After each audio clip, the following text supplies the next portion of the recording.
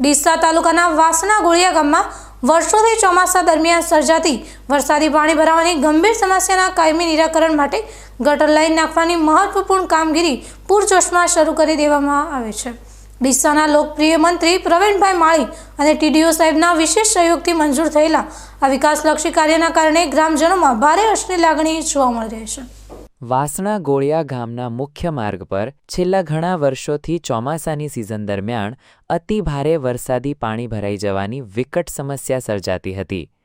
ગામની વચ્ચે પાણીનો કોઈ યોગ્ય નિકાલ ન હોવાના કારણે માત્ર સામાન્ય વરસાદમાં પણ આખો રસ્તો બેટમાં ફેરવાઈ જતો હતો, જેના લીધે સ્થાનિક ગ્રામજનો, સવાર સાંજ શાળાએ જતા નાના મોટા વિદ્યાર્થીઓ તેમજ વાહન ચાલકોને કાદવ કિચ્ચડ અને ગંદા પાણીમાંથી પસાર થવા માટે ભારે હાલાકીનો સામનો કરવો પડતો હતો।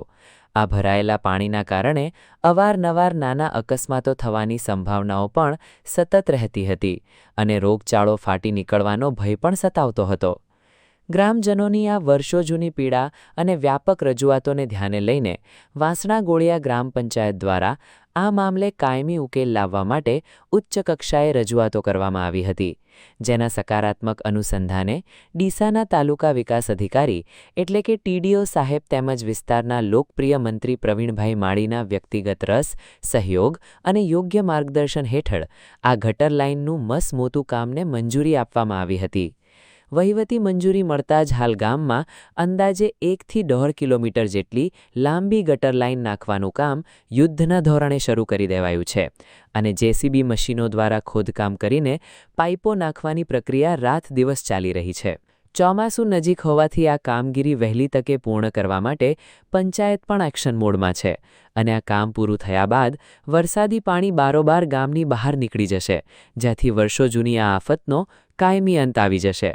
ગામનો દેખાવ બદલી નાખતી આ સુંદર વિકાસલક્ષી કામગીરી બદલ વાસણા ગોળિયા ગ્રામ પંચાયતના સરપંચપતિ, ડેપ્યુટી સરપંચ, પંચાયતના તમામ કમિટી સભ્યો, તલાટીકમ મંત્રી તેમજ ગામના પ્રતિષ્ઠિત આગેવાનો અને વડીલોએ ભેગા મળીને ટીડીઓ સાહેબ તેમજ મંત્રી પ્રવીણભાઈ માળીનો હૃદયપૂર્વક આભાર વ્યક્ત કર્યો છે। નમસ્કાર મિત્રો, વાસણા ગોળિયા ગ્રામ પંચાયતના એક મોટામાં મોટો પ્રશ્ન હતો કે વરસાદી પાણીનો નિકાલ।